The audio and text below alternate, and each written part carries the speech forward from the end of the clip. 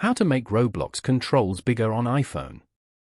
To get started, go ahead and open up the Settings application on your phone.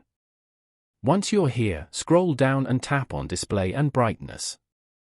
This page allows you to adjust the screen brightness, switch between light and dark appearance, enable True Tone, and configure other display-related settings. Here, scroll down to the Display section and go to Display Zoom. Here, you can choose a view for iPhone. Note that larger text shows larger controls but default shows more content. Select larger text. And then, go to the top right corner and tap on Done.